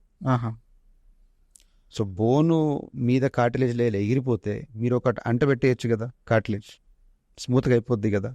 సింపుల్గా ఆలోచిస్తే అది ఈజీ కదా, కానీ అది కుదరదు. ఎందుకంటే బోను ఈ కార్టిలేజ్ మధ్యలో ఉన్న ఆ బ్రిడ్జింగ్ లేయర్ ఉంటుంది చూసారా, అది చాలా స్ట్రాంగ్గా ఉండాలి. అది ఫామ్ చేయడం మనకు అవ్వట్లేదు సైంటిఫికలీ. ఓకే. సో కార్టిలేజ్ ఒక ప్యాచ్ పెట్టి ప్యాచ్ కింద కార్టిలేజ్ ఇంజెక్ట్ చేయడము, ఇటువంటి అన్ని ప్రయోగాలు అయ్యాయి. లాస్ట్ 20-30 years నుంచి ప్రయోగాలు అవుతున్నాయి. ఏసీఐ అని ఉంటుంది, very into put the cartilage onto the bone. ఇవన్నిట్లో ఏం చేస్తున్నాం, బోన్ని డ్రిల్ చేసి దాని నుంచి బ్లీడింగ్ వస్తే దాని మీద ప్యాచ్ వేస్తున్నాం. సో కొన్ని స్టడీస్లో ఉట్టి డ్రిల్ చేసి వదిలేశారు. The results seem to be similar. Okay. But you still say this is better than this. Okay. Specific కండిషన్స్లో వేరే ఇంత డ్యామేజ్ ఉన్నప్పుడు ఇది వాడితే బాగుంటుంది, దానికి డెఫినెట్గా రోల్ ఉంది. ఓకే. సో అసలు కార్టిలేజ్ లాస్ కాకుండా ఎలా చూసుకోవాలి? ఫర్ ఎగ్జాంపుల్ మేము అంటే ఏజ్తో పాటు అది డీజనరేట్ అవుతుందని విన్నా నేను, నాకు తెలియదు. సో దాన్ని ఎలా ప్రివెంట్ చేసుకోవచ్చు ఒకవేళ అలా అవుతాయి? ఓకే. సో మీకు సింపుల్గా బేసిక్ నాలెడ్జ్తో చెప్తాను. మీకు బేసిక్ నుంచి స్టార్ట్ చేద్దాం. ఈ కార్టిలేజ్ అనేది ఉంది కదా, చిన్న స్పంజ్ లాంటిది, తెల్లగా స్పంజ్ లా ఉంటుంది. అది దానికి రక్త ప్రసరణ ఉండదు. దాని న్యూట్రిషన్ కొంచెం బోన్ నుంచి వస్తుంది, కొంచెం ఏమో జాయింట్లో ఉన్న ఫ్లూయిడ్ నుంచి వస్తుంది. సో మనం దాన్ని లోడ్ చేసినప్పుడల్లా ఆ ఫ్లూయిడ్ ఏంది, ఆ కార్టిలేజ్ సెల్స్ కొన్ని చిన్న చిన్న లాక్యునే లోపల ఉంటాయి. ఇవి ఆ ఫ్లూయిడ్ దాంట్లోకి వెళ్ళి దీనికి నరిష్మెంట్ ఇస్తుంది. సో నేను ఉట్టిగానే కూర్చుంటే ఆ ఫ్లూయిడ్ న్యూట్రిషన్ దానికి వెళ్తుందా? వెళ్ళదు, అది హెల్తీగా ఉండదు. సో నార్మల్ కార్టిలేజ్కి నేను పంప్ చేస్తుంటే అది హెల్తీగా ఉంటుంది. ఓకే. బోన్ని లోడ్ చేస్తే గట్టిగా అవుతాయి, అవునా? సో మీకు నార్మల్ కార్టిలేజ్ ఉన్నప్పుడు మీరు వాకింగ్, రన్నింగ్ ఇవన్నీ చేస్తే గట్టిగా ఉంటాయి. దానికి సైంటిఫిక్ ఎక్స్ప్లెనేషన్ ఇచ్చారు మీరు. ఓకే, ఎక్సర్సైజ్ అనేది main, right? Is a good thing. ఏదైనా న్యూట్రిషన్ కూడా ఏదైనా హెల్ప్ అవుతుందా? న్యూట్రిషన్ డెఫినెట్లీ హెల్ప్ అవుతుంది. Anything in the body, if you have good nutrition, balance nutrition, it will help you strengthen the bone, strengthen the cartilage also. కానీ ఇది తింటే cartilage benefit అవుతుంది అనేది ఆ లింక్ ఎక్కడ లేదు. Okay. Okay. Generally having good diet, protein intake is the biggest problem, especially in Indian ladies. మన diet చూస్తే, వాళ్ళ డైట్ చూస్తే, ఎస్పెషల్లీ లేడీస్, మెన్కి పెడతారు, వాళ్ళు సరిగ్గా తినరు. వాళ్ళలో B12 డెఫిషియన్సీ ఎక్కువ ఉంటుంది, ప్రోటీన్ తక్కువ ఉంటుంది. సో ఆస్టియోపోరోసిస్ అని వింటారు మీరు, బోన్ సాఫ్ట్ అయిపోయి అది ఆడోళ్ళలో ఎక్కువ ఉంటుంది, బికాజ్ వాళ్ళకి హార్మోనల్ ఇష్యూ వల్ల అవుతుంది ఆఫ్టర్ 50 అలా. ఓకే. కానీ ది ఓవరాల్ బోన్ మాస్, అంటే మన బోన్ తయారవుతుంది కదా పెరిగేటప్పుడు, అది 20 ఏళ్ళ వరకే స్టోర్ మిగిలిపోద్ది. అదే 20 ఏళ్ళ స్టోరే మీకు తర్వాత ఎండ్ వరకు పనికొచ్చేది అదే. సో ఆ ఫస్ట్ 20 yearsలో మీ న్యూట్రిషన్, మీ ప్రోటీన్ ఇంటేక్, మీ calcium intake important. Okay. So ఆ store will slowly get lost as you get older. Okay. For various reasons. So weight training ఇవి చేస్తే బోన్ స్ట్రాంగ్ అవుతాయి. సో కాల్షియం వేసుకుంటే బోన్ స్ట్రాంగ్ కాదు, బోన్కి లోడ్ ఇస్తే స్ట్రాంగ్ అవుతుంది. అందుకే ఆస్ట్రోనాట్స్ ఎప్పుడైనా స్పేస్కి వెళ్తే కింద రిటర్న్ వచ్చాక they have osteoporosis, because there is no loading. Gravity లేదు, మనకు గ్రావిటీ ఉంది, సో దాన్ని వాడుకోవాలి. కానీ ఎక్సెసివ్ ఎక్సర్సైజ్ చేసినప్పుడు ఏమవుతాయి, కొన్ని కండలు స్టిఫ్ అవుతాయి. ఆ స్టిఫ్ అయిన కండలతో బ్యాక్ పెయిన్ రావడం ఇవన్నీ వస్తుంటాయి. సో అందుకే you have to balance your exercise routine also, which will include loading and stretching. Okay. So yoga లాంటి రొటీన్ మనం ఫాలో అవుతే with training, weight training, it's better. Okay. So ఇంత టెక్నాలజీ ఉంది కదా, సో మీరు స్టార్ట్ చేసినప్పుడు 30 years ముందు, మీరు దాదాపు 30 years ముందు మీరు స్టార్ట్ చేశారు, అప్పుడున్న టెక్నిక్స్ వేరే ఉండొచ్చు, రైట్? ఆర్థోపెడిక్స్లో చాలా. అండ్ ఇప్పుడు ఒక డిఫరెంట్ టెక్నిక్స్ ఉన్నాయి. So over a period of time after 10 or 20 or 30 yearsలో ఎలా చేంజ్ కాగుతుంది, especially orthopaedics?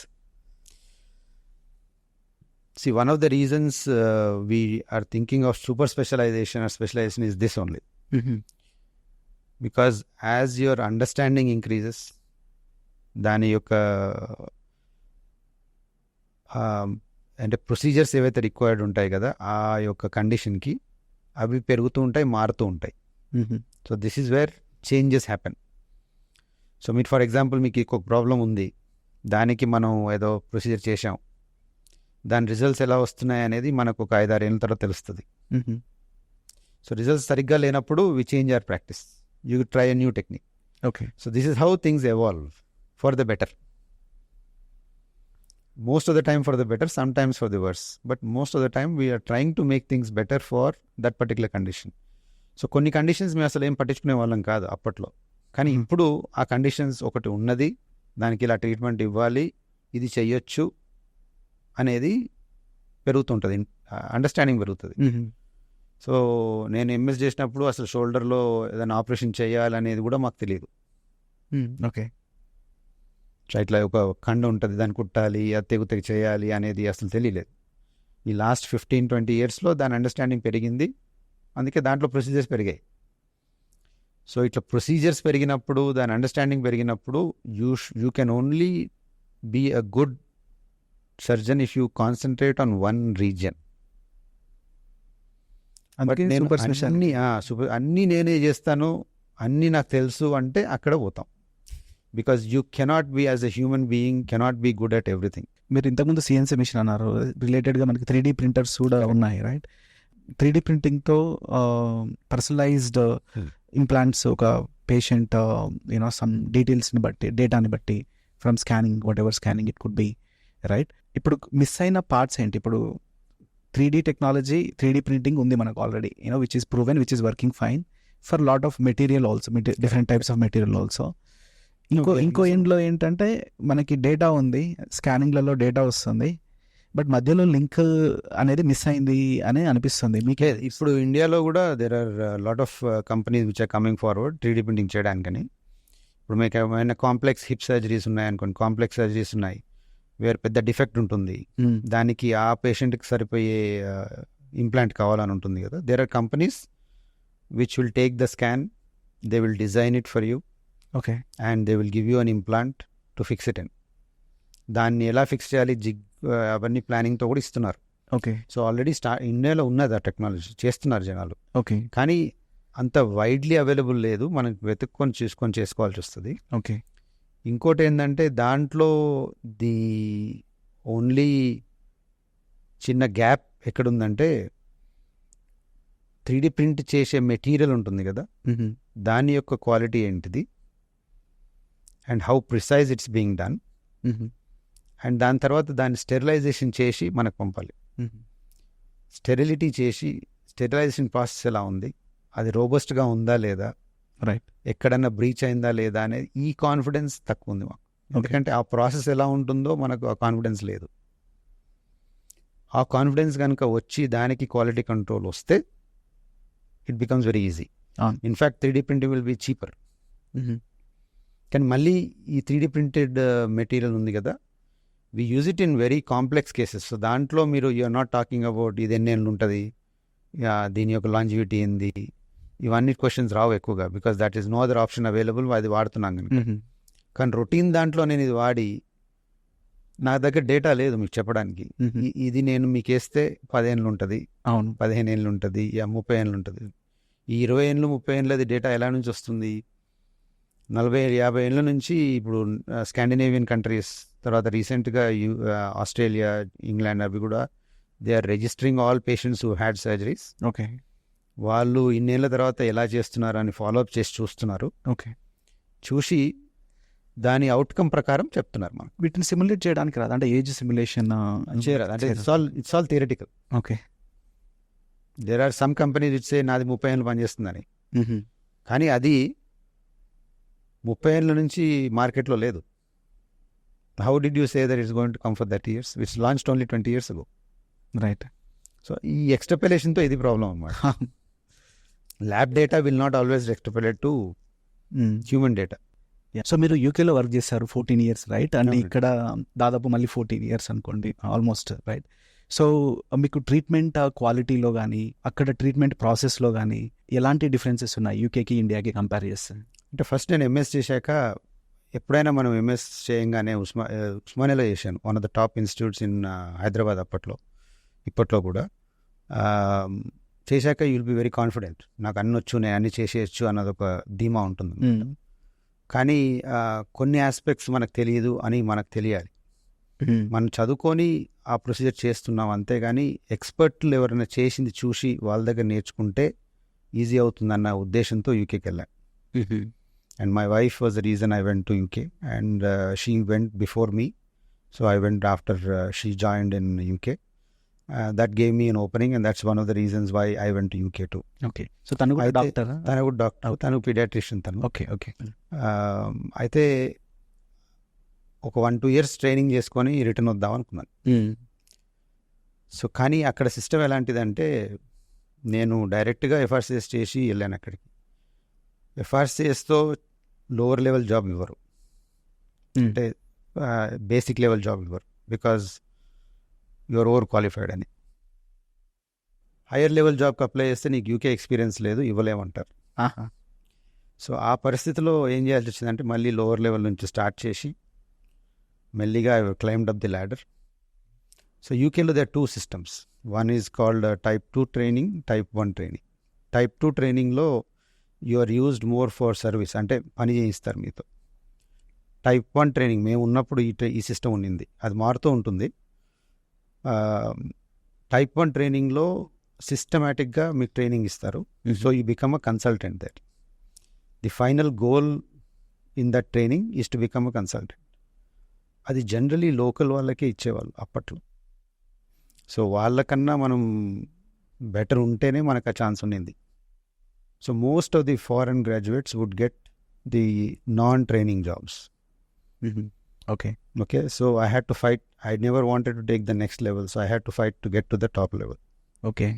So finally it took a long time to get in there, but once we get in there, the program is very structured. ఇక్కడ మనకు 3 ఏళ్లలో అయిపోద్ది training. So you are suppose to do everything in orthopaedics with in 3 years of training. There it's about 3 years of initial training, తర్వాత మళ్ళీ 6 years of higher surgical training. ఓ. ఆ higher surgical training లో you work with surgeons who have been doing each part of the body. For example, I would work with a shoulder surgeon for 6 months, hand surgeon for 6 months, knee surgeon for 6 months. Okay. And these people have been in that job doing only that work for nearly 10-15 years. So వాళ్ళు చేసిన mistakes, వాళ్ళు చేసిన surgeries అవన్నీ కూడా మనం చూసి నేర్చుకొని you will give the best for your patient అనమాట. సో ఆ పర్సెప్షన్ వచ్చాక once you have known all the parts you have trained, then you specialise in one particular part and stick to that particular part.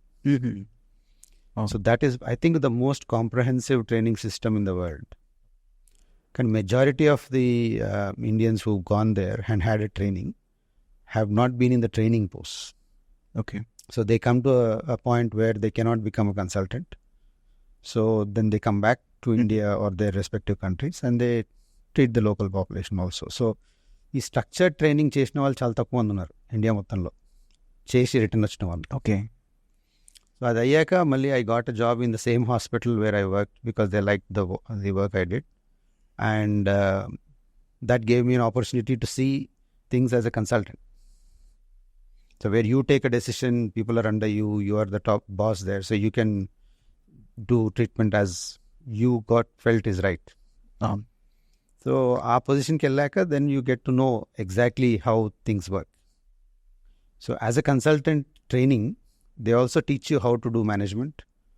They also teach you how to create a business unit inside the national health system to run your system or not. So training of a doctor or a surgeon is not just doing a technique. It is about knowing how to manage people around you because you are the leader there. Okay. Of the team. And you should be able to produce that, you should be able to give that confidence to your team members that you are doing a good job. And you should also educate doctors coming through the system and train them surgically. And you should also update yourself.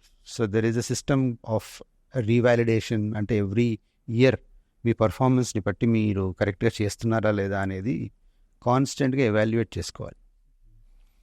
So that particular aspect of evaluating your self, trying to get better, is something we should have in every system of our life. ఆ discipline అనేది inculcate కావాలి మనలో. So మీరు suggest చేస్తే health care system ఇండియాలో, so మీరు UK practices చెప్పారు, కొన్ని బెస్ట్ ప్రాక్టీసెస్ అని చెప్పారు, రైట్? ఎస్పెషల్లీ ట్రైనింగ్లో కానీ, అంటే మల్టీ ఇయర్ ట్రైనింగ్ అని మీరు సో ఏం రికమెండేషన్స్ ఇస్తారు ఇక్కడ? So I return back because of personal reasons. కాకపోతే when I return I saw that I worked in Osmania, so I know how system works here. Consistency లేదు. And you can see one surgeon who knows everything, and there are some people who think who know everything, and some people who don't know anything. There is a lot of variability in what you get. Whereas in a system there, if you have come to one level, you know that this guy can do that, competence ఉంటుంది అని తెలుసు మీకు. ఇక్కడ అది లేదు. ఆ యొక్క competence ఉందా లేదా అనేది టెస్ట్ చేసేది రెగ్యులర్గా లేదు. ఓకే. సో రెగ్యులర్గా మనము అప్డేట్ చేసుకుంటూ దాన్ని వాల్యుయేట్ చేసుకుంటూ వాళ్ళను కరెంట్ నాలెడ్జ్తో అప్డేట్ చేస్తున్నారా లేదా అని చెక్ చేస్తూ ఉండాలి. సో రీసెంట్గా మన వాళ్ళు కూడా they started process where every 5 years మన రిజిస్ట్రేషన్ని రెన్యూ చేసుకోమని. సో దాంట్లో you should attend so many conferences, ఇవన్నీ పాయింట్స్ అని పెట్టారు. Okay. So that's a good step. That's one way we're moving forward. ఇంకోటి ఏమవుద్దంటే in the UK system there is it's a social system. So you only do a procedure when it is absolutely necessary for the patient. Whereas in a more a system where there is mixed practices like in India, there will be variability of reasons why people do surgeries and not do surgeries, and there will be variability of how they can do it because of constraints of materials kanivandi, డబ్బులు కానివ్వండి, Hmm. Equipment కానివ్వండి. So ఆ constants వల్ల మనం పనిచేయాల్సి వస్తుంది. So నేను చెప్పాను కదా ఫస్ట్లో దట్ ఇండియన్ సిచ్యువేషన్కి అడాప్ట్ అయి చేయాలి అని. So this is where it comes. When you know how to do the principles how to do it, you can rejig what is normally taught to suit our patients. Okay. So అది ఒకటి. ఇంకోటి ఇండియాలో ఏంటంటే there are various systems. Government schemes ఉన్నాయి, మళ్ళీ private health schemes ఉన్నాయి, corporate schemes ఉన్నాయి. ఇప్పుడు మీకు కార్పొరేట్ ఇన్సూరెన్స్ ఉంటే వేరే తిరిగి కవర్ అవుద్ది, ప్రైవేట్ ఇన్సూరెన్స్ ఉంటే వేరే తిరిగి కవర్ అవుద్ది. So there is a lot of variability in what you get in Indian situation. So దాన్ని యూనిఫామ్ చేయగలిగితే బాగుంటుంది. So one way of doing that is taking insurances so that the other constraints will not cloud your judgment of what you can do best for this patient. So మనకు ఆ freedom ఉంటుంది. For example health insurance లేదు అని అనుకుంటే మళ్ళీ అది ఇంకొక process. వాళ్ళు when they have to put it from their pocket. మీరైనా నేనైనా కానీ పాకెట్ నుంచి సడన్గా డబ్బులు ఇన్ని తీయాలి అంటే కష్టం. And with the technology increasing, you are seeing that there are lot more bigger hospitals, lot more very well equipped hospitals. The money they have to spend to establish the hospital is tremendous. And that is not going to be done free. అంతే కదా. So as technology increases, your prices will increase. You see that in the everyday world also, not just healthcare. ఎక్కడైనా కానీ technology పెరుగుతున్నా కొద్దీ రేట్లు పెరుగుతుంటాయి. మీ కార్లే చూడండి, from 4 years time to now it's like increased tremendously. So దాన్ని afford చేయాలి అంటే you should have a backup. You take a car insurance, but you don't take a health insurance. That concept never ever digest in my senses, because కార్కి ఇచ్చే importance మీ సొంత శరీరానికి ఇవ్వలేదు అనిపిస్తుంది. కరెక్టే. అది ఇన్సూరెన్స్ దగ్గరికి వస్తే కొన్ని క్వశ్చన్స్ ఉన్నాయి, రైట్? ఒకటేమో ఇన్సూరెన్స్ ఇంపార్టెన్స్ ఇప్పుడిప్పుడే తెలుస్తుంది పబ్లిక్కి, రైట్? కాకపోతే ఎంత ఇన్సూరెన్స్ ఉండాలి అంటే కవరేజ్ ఎంత ఉండాలి? 5 lakhs ఉండాలా, 10 lakhs ఉండాలా, ఆర్ మేబీ 20 lakhs ఉండాలా? సో మీకు ఏదన్నా మీ మైండ్లో ఏదన్నా ఫిగర్ ఉందా అంటే ఇంత ఉంటే బాగుంటుంది అంటే? In my own personal experience చెప్తాను నేను. రాగానే first thing I did is I took my health insurance, looking at the system how things work. తీసుకున్నాను. ఎందుకంటే మీరు యంగ్ ఉన్నప్పుడు తీసుకుంటే మీ ప్రీమియమ్స్ తక్కువ ఉంటాయి ఒకటి. Okay, that is one good advice I give. If you take it young then you are, and కంటిన్యూస్గా పెట్టాలి. డిస్కంటిన్యూ అయితే మళ్ళీ they have a problem with ఇది. మూడోది కాస్ట్ అనేది, I think you starting at 5 to 10 lakhs probably is good enough, because most of the things you would face in day to day life you can cover in that. Okay, God forbid something more serious happens, then you should have a facility having some top up sort of facility. Okay, so అప్పుడు top up చేసుకొని మీరు cover చేసుకోవచ్చు. Okay. కానీ health insurance తీసుకోవడం మాత్రం is the simplest thing to do to get a very good treatment from any hospital in the country. Okay. ఇంకోటి lower strata of సొసైటీకి వాళ్ళకి ఉన్న ఆప్షన్స్ ఏంటి హెల్త్ ఇన్సూరెన్స్లో? ఒక గవర్నమెంట్ స్కీమ్స్ ఉన్నాయి కదా, ఆయుష్మాన్ భారత్ అని, మీరు రికమెండ్ చేస్తారా? అంటే people who can't pay lot of premium. No, Ayushman Bharat ఇటువంటి అన్ని they are very good social schemes, there is no doubt about that. Okay, but asking all private hospitals to do the scheme with the prices which are being paid for them, okay, with the infrastructure they are being provided, is difficult to match anamata. Okay. Endukante if you are asking me to do this procedure for example నేను చెప్తాను, ఒక procedure మామూలుగా మేము చేస్తే ఒక 2 లక్షలు కావచ్చేమో. అదే ఆయుష్మాన్ భారత్లో మీరు దాని ప్యాకేజ్ చూసుకుంటే 20,000 25,000 ఉంటుంది. ఓకే. సో మీరు లాజికల్గా ఆలోచిస్తే మీ హాస్పిటల్లో మీరు అంత ఖర్చు అయ్యేదానికి ఇంత తక్కువ దాంట్లో చేయగలుగుతారా? కరెక్ట్. అది చెయ్యనప్పుడు you will be doing a suboptimal job. Correct. ఇంకోటి పేషెంట్స్కి అవైలబుల్గా ఉండే హాస్పిటల్స్ కూడా తక్కువ అయిపోతాయి కదా. Everybody wants to go to the best hospital with the same package. అయితే దీంట్లో ఇంత వేరియబిలిటీ ఉంది అంటే, ఇప్పుడు మీరు సెంట్రల్ గవర్నమెంట్ స్కీమ్స్ చూసినా కానీ కొన్ని సెంట్రల్ గవర్నమెంట్ స్కీమ్స్లో ప్యాకేజెస్ ఏవైతే ఉంటాయి కదా, అంటే this is something we cannot publicly maybe talk, but if I do a procedure for 2 hours some times కొన్ని ప్యాకేజెస్లో సర్జన్ ఫీ 3,000 4,000 వస్తుంది. అవునా? ఈ మధ్య స్పాకి వెళ్తే దానికన్నా ఎక్కువ డబ్బులు అవుతున్నాయి జనాలకి. But when the patient comes in, his perception is నేను స్కీమ్లో ప్రొటెక్ట్ అయి ఉన్నాను, నాకు చేయాలి నువ్వు. కరెక్టే కదా. Hospital is tied up with that central government scheme.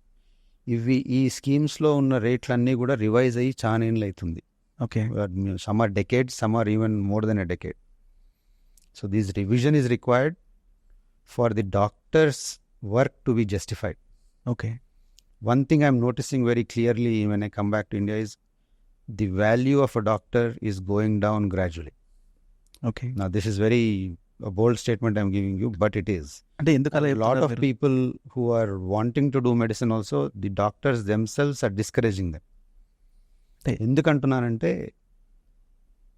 For example నేను యూకేలో ఉన్నాను అనుకోండి, my consultation fee even though you're in NHS is around, if I work even in NHS, National Health Scheme lo, we get paid around £110 ala per consultation.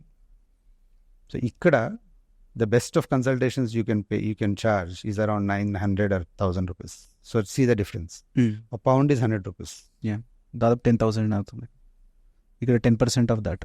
Yes. Not even 10% Yes. of that. And the availability here is immediate. అది కదా accessibility main మన advantage. The accessibility you get in Indian healthcare system is the best in the world. నాకు experience ఉంది. Yeah, because to see me in national health system would have taken you at least 4 months to see me. Then మీకు surgery అని చెప్పాక మళ్ళీ 6 నెలల తర్వాత surgery అవుతుండే.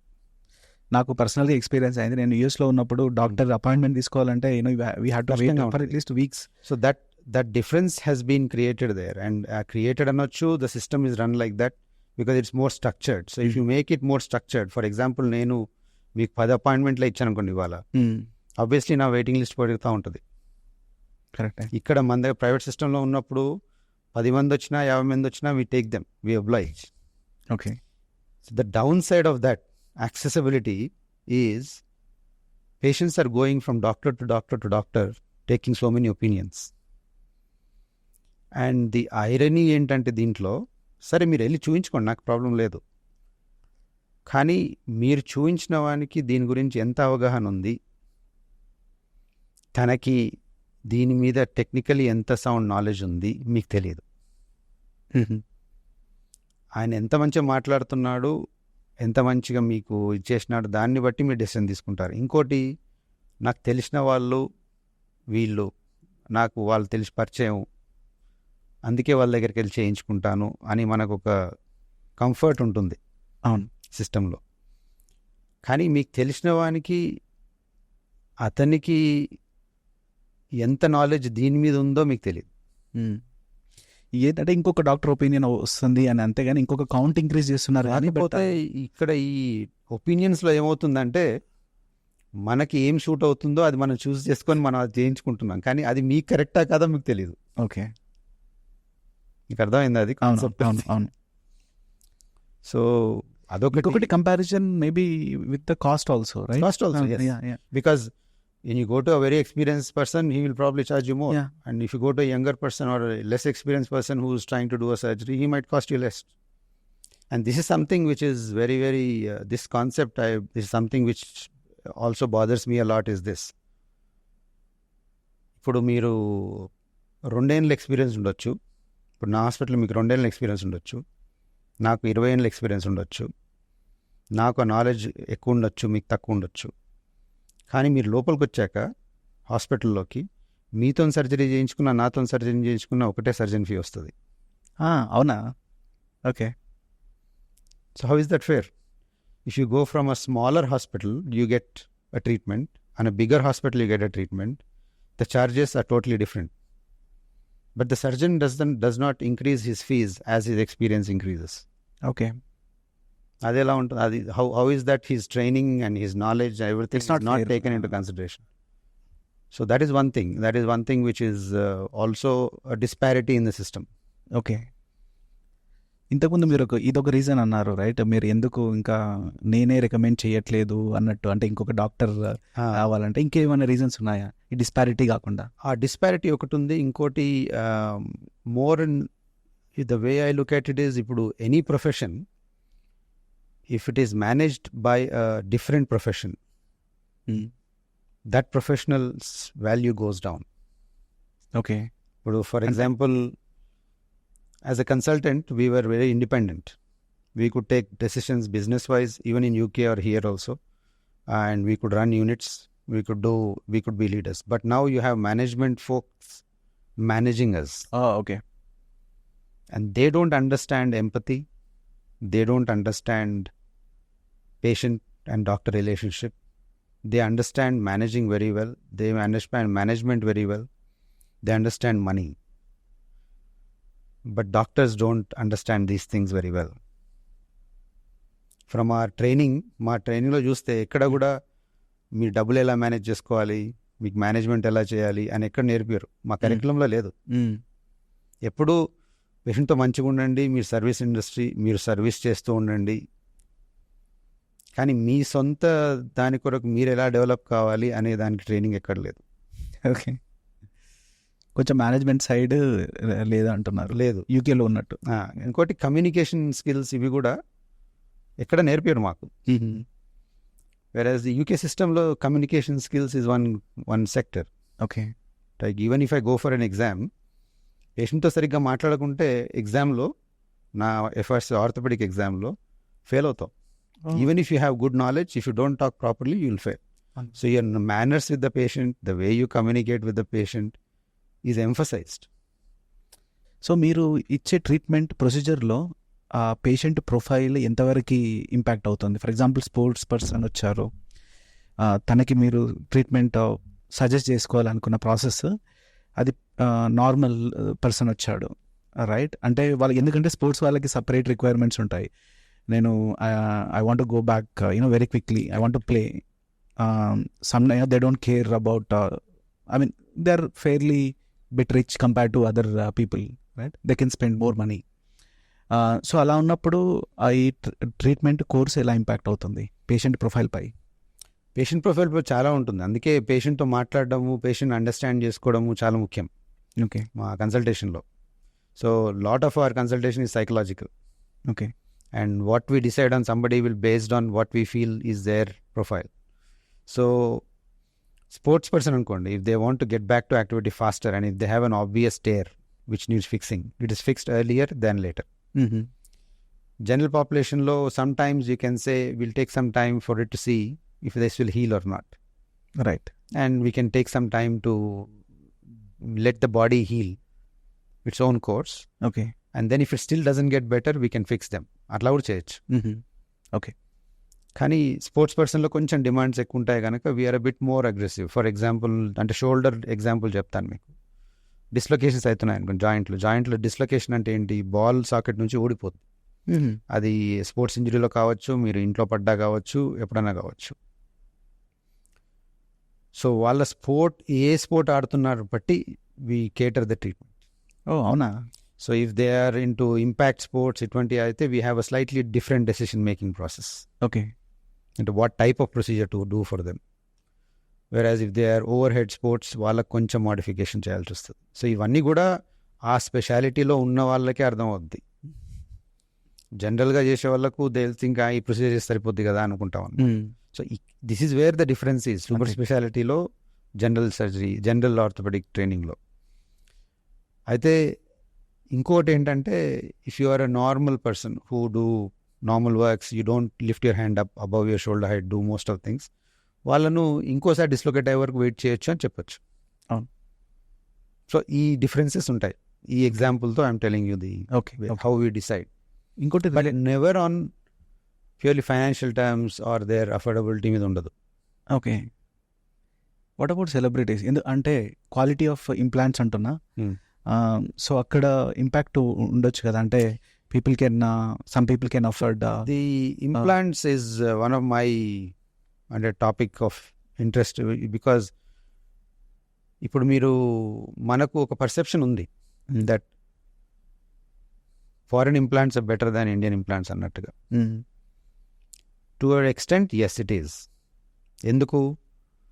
Because they been in the market for so long, they have done some R&D to develop that product and they have maintained records to show their outcomes. But that is not the only thing which matters. How you do the procedure and use that implant ఆ పేషెంట్లో అది ముఖ్యం.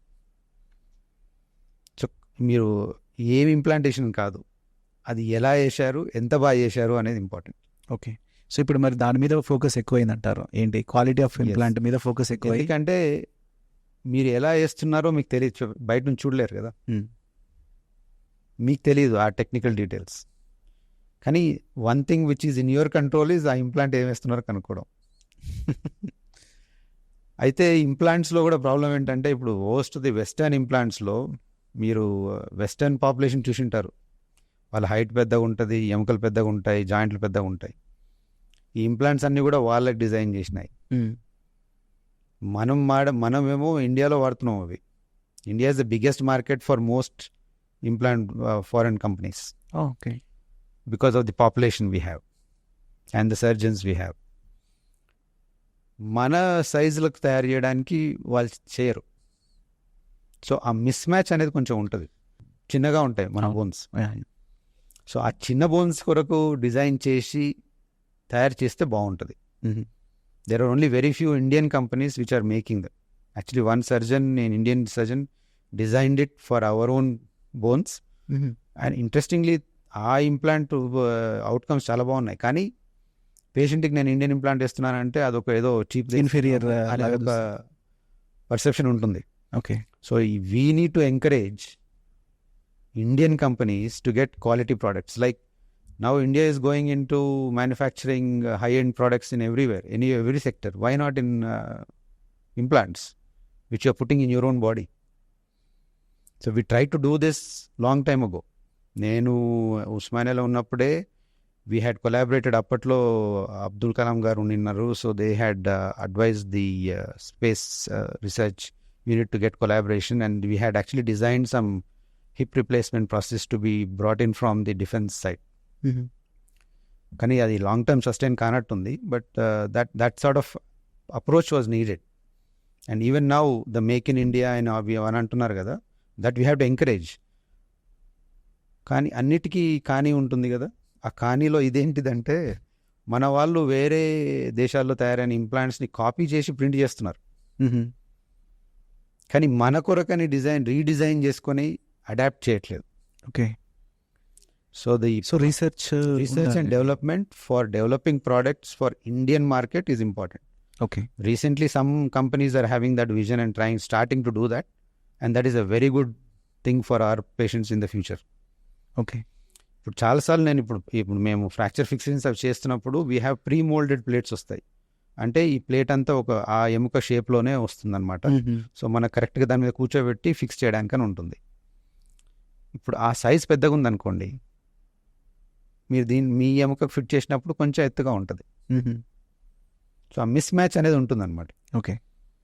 So there is the need for hour manufacturing units to have their own individuality, and also మన surgeons నుంచి ఇన్పుట్లు తీసుకోవాలి.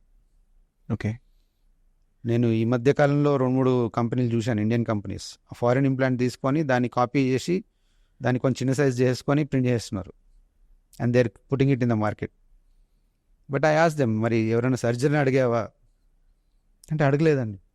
ఎందుకు అంటే అవసరం ఏముంది, అది ఆల్రెడీ రికగ్నైజ్డ్ ఇంప్లాంట్ కదా, సో దానిలానే చేస్తున్నాం కదా, why should I ask any surgeon ఇక్కడ అంటే. But involving a surgeon, the end user, in how you design a product is the critical part. అవును, అది మంచి ఫీడ్బ్యాక్ కదా ఫస్ట్ నుంచి. సో మన దగ్గర మ్యానుఫ్యాక్చరింగ్ అవుట్లుక్ ఎలా ఉంది ఇంప్లాంట్స్లో? ఇప్పుడు ఈ సిఎన్సి మెషిన్స్ ఇవన్నీ వచ్చాక చాలా పెరిగిపోయాయి. ఓకే. మోస్ట్లీ మనకు గుజరాత్ ఇక్కడ ఏరియాస్ నుంచి వస్తున్నాయి. Okay. They make all the implants there and they distribute around the country. And దాంట్లో we don't have a very stringent quality control అనిపిస్తుంది. Okay. They all have CE markings అవి ఉంటాయి. But there is a difference in the material used here and from things which come from abroad. Okay. And మన దేశంలో ఇప్పుడు ఇంకొక example ఏమిస్తానంటే, titanium plates మంచివి, అవేస్తే బాగుంటుంది అని ఒక పర్సెప్షన్ ఉంది మనకు.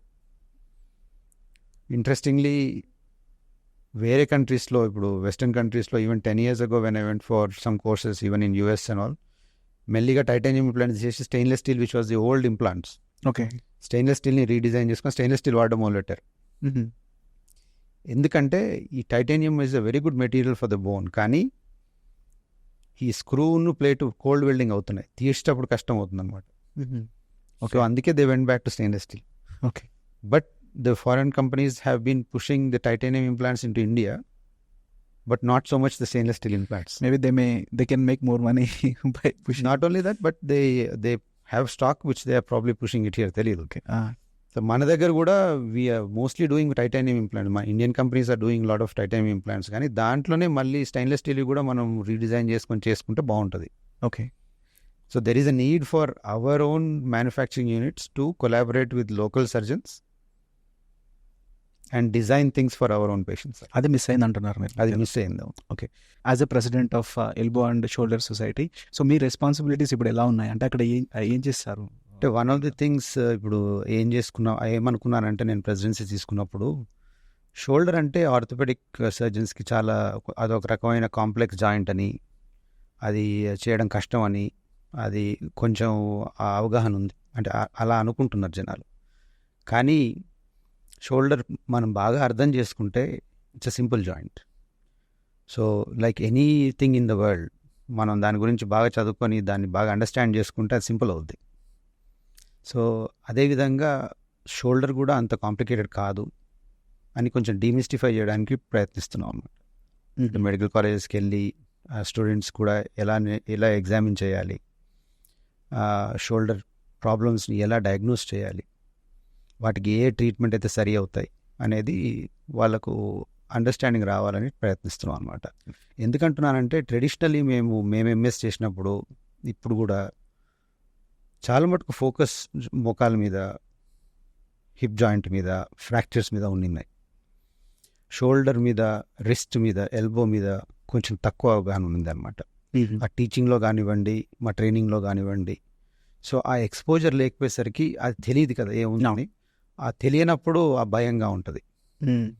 సో ఆ భయాన్ని పొడగొట్టి కొంచెం మన ఇండియా వైడ్ దీని యొక్క ఇంపార్టెన్స్ పెంచాలి అని ఒక గోల్ పెట్టుకున్నాను. ఓకే. ఇంకొకటి ఏంటంటే, మనం చాలామంది స్కిల్ఫుల్ సర్జన్స్ ఉన్నారు ఇండియాలో.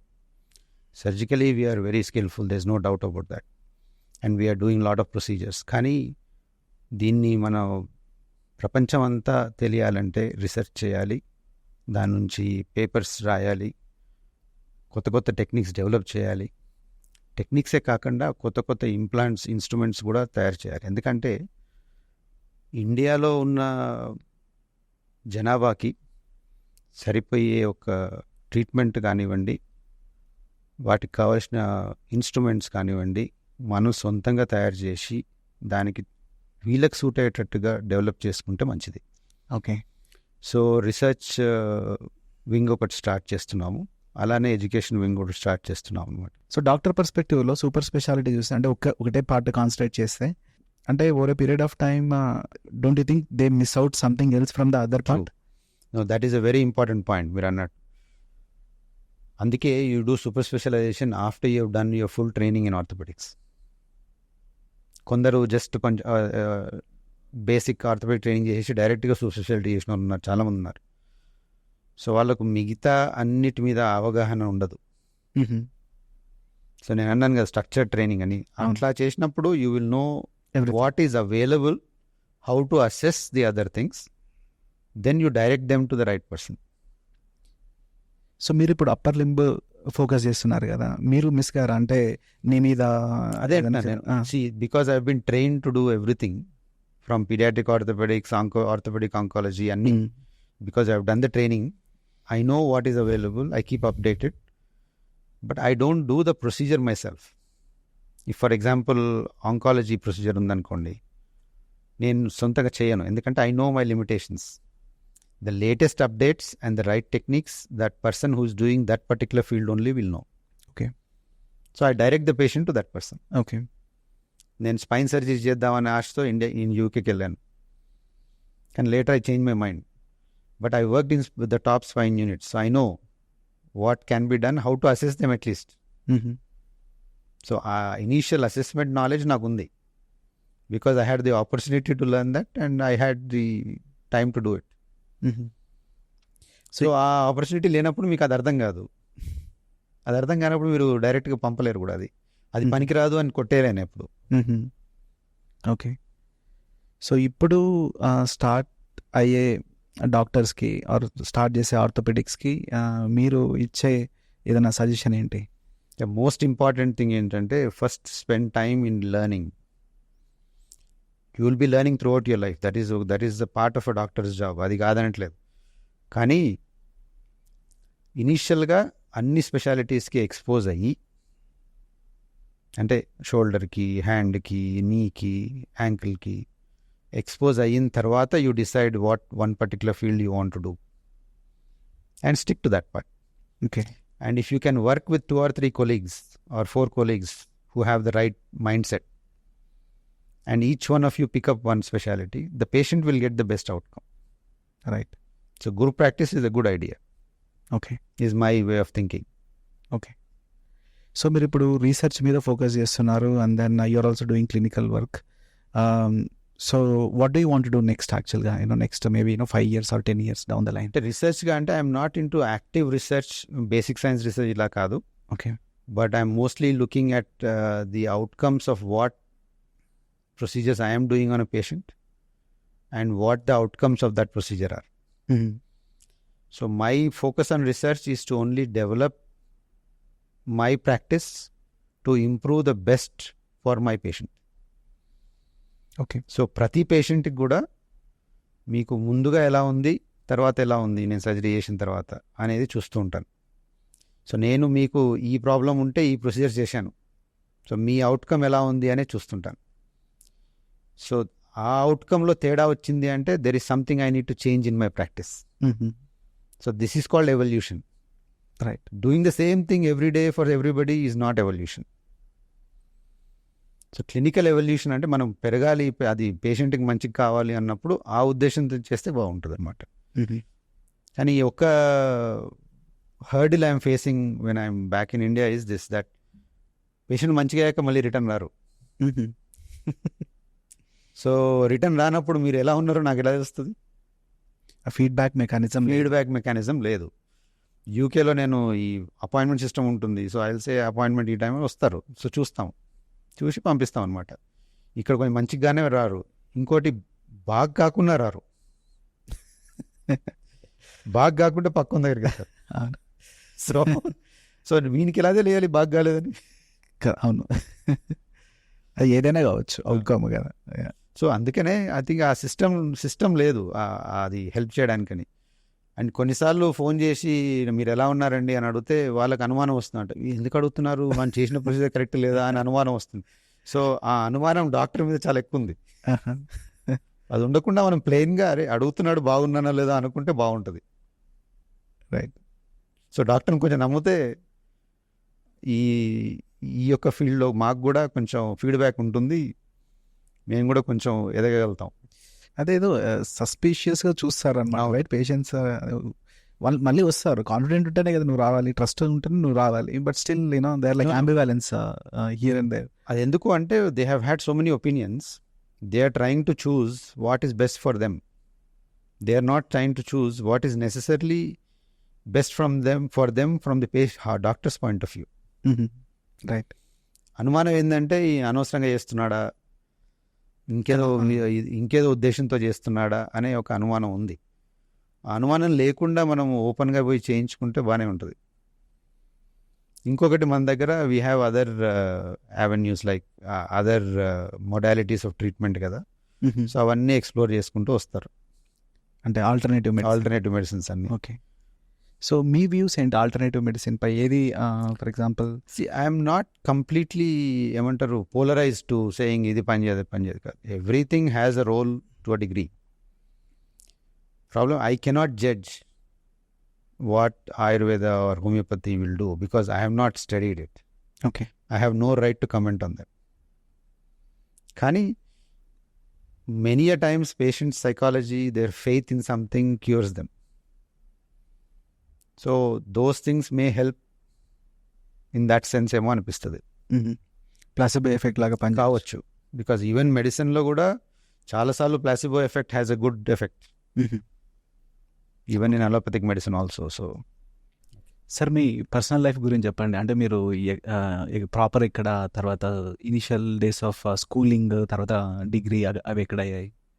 నేను I'm born in bottom Hyderabad. So I'm పక్కా Hyderabadi from and my initial we used to live in Tilak Nagar near Ambarpet. So my father is a doctor and Tanu, he was a general physician and he used to run a clinic initially. Then he went to Iran. Then he came back from Iran in 1980s. And he started the first polyclinic ever in Hyderabad. It was called the Hyderabad Polyclinic. So he revolutionized a bit of healthcare in Hyderabad itself. Oh, okay. Then he started a hospital, I don't know if you would have known, but Hyderabad, Tilak Nagar Hospital in Stradishar. It was one of the first hospitals in Hyderabad. And a nursing home, big nursing home. And we used to get patients from all over Andhra, and mostly Karimnagar, Warangal, and complicated cases వచ్చేవి. My father always ran it as a more social thing rather than a commercial model. Okay. So I don't think we really made a lot of money out of it at all, but he definitely had a lot of goodwill in the society. He used to have a lot of people whom he knew, and right from the top politicians to the top people in the state he used to know because of his service. So చిన్నప్పటి నుంచి పెరుగుతుంటే I used to see how they ran a hospital, how difficult it is at times to run a hospital, and చూసేవాడిని. That actually told me not to get into hospital management. Okay.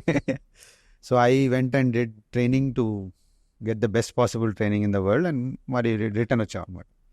So my schooling was in first school was Sri Vidya School, which is in Tilak Nagar. మా ఇంటి పక్కన ఉండేది.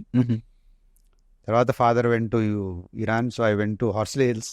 I don't know if anybody heard, but Horsley Hills అనేది it was a very popular చిత్తూరులో మదనపల్లిలో గుట్ట పైన ఉండేది. Horsley Hills గుట్ట పైన. I used to be in a residential school for about 4 years. I was in a residential school. When they came back, I came back to Hyderabad. I went to Hyderabad Public School and then Little Flower Junior College. Hyderabad public school కూడా వెళ్ళారా? Ramanthapur. Okay. And then Little Flower Junior College. Okay. తర్వాత I did my medicine in Mysore and did my masters of my MS in orthopedics, and initially joined as MD anesthesia in Usmania, then did MS orthopedics in Usmania itself. Okay. ఉస్మానియాలో అయిపోగానే I went to UK for the training. అసలు medicine లోకి రావాలని ఎందుకు అనిపించింది మీకు? మీ father influence? My father was my inspiration and he was my role model. Okay. He passed away in September. Okay. That also was very difficult to handle for me because all that happened in front of me. Okay. I couldn't save him. So even a doctor, even if you know everybody, you have everything, sometimes you cannot save people. So that struck me. Okay. One of the reasons I came back to India was my mother. My mother was suffering from cancer. Oh.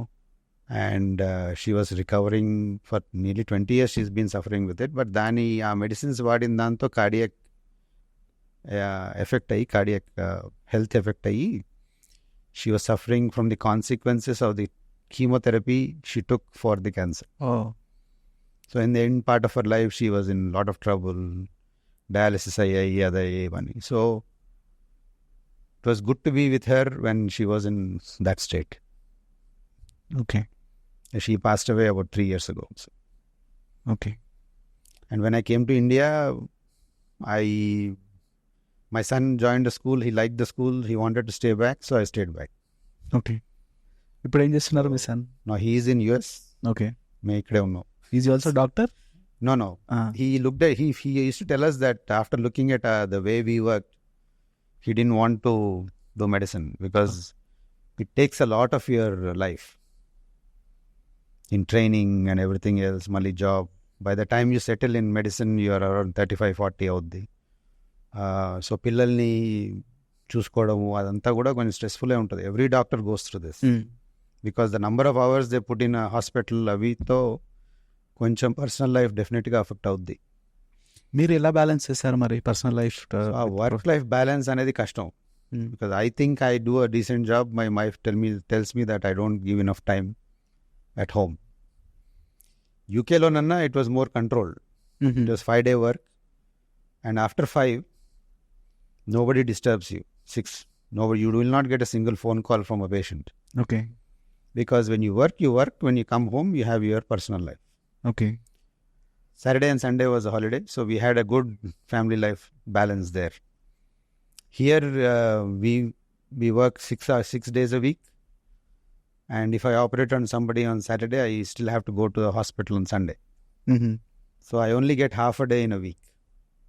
So ఆ boundary అనేది ఉండదు అనమాట, blur అయి ఉంటుంది. So మీ personal life ఇక్కడ that blur is a lot more. People call you anytime they want. They expect you to pick up a phone call. And once your patient is your patient, they think that they can call you, have the liberty to talk to you even in your personal time. Okay. So that disturbance is something which is a bit unsettling when you come back to India. Okay. But drawing that boundary is also important. We try to draw it, but sometimes it's not possible. Okay. Because you're in among friends, family, they'll have some problem. You're expected to be there for them. Obviously, you're supposed to be there, but sometimes it becomes very difficult. So that is the balance. It's very hard to strike. మీరు long vacations తీసుకుంటారా? మేమున్న private ప్రాక్టీస్లో long vacation తీసుకోవడం కష్టం. Maybe week or 10 days. Week 10 days is a long thing for us. But maybe 3-4 days we go and come. అని ఇది ఇంకొక problem అనమాట. మనం ఇప్పుడు ఫర్ ఎగ్జాంపుల్ నేను హాలిడేకి వెళ్ళాను అనుకోండి, రేపు ఒక 3 రోజులు లేను. 4వ రోజు పేషెంట్ వచ్చి చెప్తాడు, సార్ నాకు చాలా నొప్పి అయిన ఉండే, మీరు లేకుండే సార్. అంటే making you feel guilty, you are not there so I suffered అన్నట్టు. సో ఈ ప్రాబ్లం కష్టంగా ఉందన్నట్టు హ్యాండిల్ చేయడం. And the other difficult thing from doctors perspective was when I came back from India, my Horsley Hills friend, my childhood friend, he had a problem with cancer and everything else. Treating him personally and taking him through his last journey was a very difficult thing. Okay. మీరు అన్నారు కదా how to break bad news అది అని, and in fact I had to take decisions for their family in that times and that felt very hard. But you have to get a closure for things sometimes. So my family support has been excellent. అందుకే I could do what I could do. My wife has been my strength. So good to hear, sir. Great. Thank you, doctor. Thank you for coming and sharing a lot of things. Sure.